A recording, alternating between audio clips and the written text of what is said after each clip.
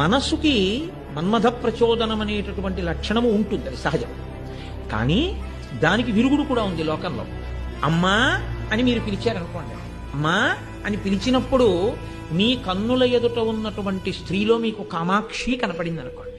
కంచిలో దేవాలయంలో కూర్చున్న నా తల్లి ఉందే, ఆమెయే ఇదిగో ఈ రూపంతో నా ఎదురుగుండా ఉంది అని నేను భావన చేసి అమ్మా అని మాట్లాడాను అనుకోండి. అమ్మా అని నేను అలా భావన చేసి మాట్లాడిన ఉత్తర క్షణంలో పొంగుతున్న పాల మీద నీళ్లు, అంతకన్నా ఇంక నేను దాన్ని వివరణ చేయక్కర్లేదు. అది ఒక పవిత్రమైనటువంటి ఆలోచన సరళి చేత మనసు తప్పుడు మార్గాన్ని పట్టకుండా నియంత్రించుకోగలిగినటువంటి స్థితిని పొందుతుంది. మన్మధుని యొక్క బాణము, ఆ తాపము కచుని ఎందుకు కలగలేదు? ఆయనకి ధర్మాన్ని పట్టుకున్నాడు. మా గురువుగారు అమ్మాయి కాబట్టి నాకేమవుతుంది? చెల్లెలవుతుంది. నా చెల్లెలు అన్న భావన కలిగిన నాడు ఇంకా ఆయన బ్రహ్మచారి అయితే మాత్రం ఆయనకి మన్మథ తాపం ఎందుకు కలుగుతుంది?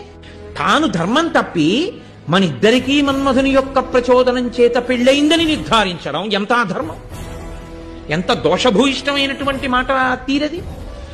కాబట్టి ఇప్పుడు కచుడు చాలా మర్యాదగా మాట్లాడాడు. ఆయన అన్నాడు, తప్పు, నాకు అటువంటి వికారం లేదు, నేను ఎన్నడూ నిన్న ఆ భావనతో చూడలేదు. ఎంత అద్భుతమైన మాట అండి అది. ఆ భావన నాకు లేదు, నేను బ్రహ్మచారినేనైంది. మనసుకి మన్మథ ప్రచోదనం అనేటటువంటి లక్షణము ఉంటుంది, అది సహజం. కానీ దానికి విరుగుడు కూడా ఉంది లోకంలో.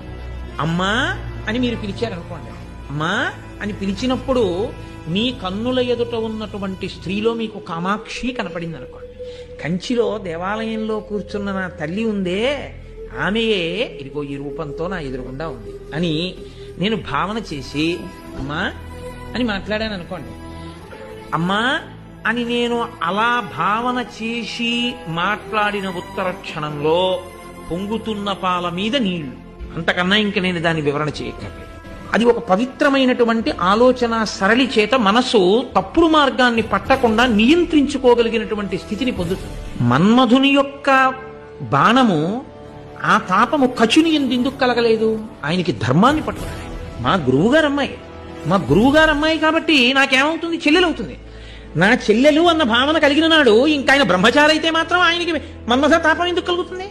తాను ధర్మం తప్పి మనిద్దరికీ మన్మధుని యొక్క ప్రచోదనం చేత పెళ్ళయిందని నిర్ధారించడం ఎంత అధర్మం, ఎంత దోషభూయిష్టమైనటువంటి మాట తీరది. కాబట్టి ఇప్పుడు కచుడు చాలా మర్యాదగా మాట్లాడాడు. ఆయన అన్నాడు, తప్పు, నాకు అటువంటి వికారం లేదు, నేను ఎన్నడూ నిన్న ఆ భావనతో చూడలేదు. ఎంత అద్భుతమైన మాట అండి అది. ఆ భావన నాకు లేదు, నేను బ్రహ్మచారినేనైంది.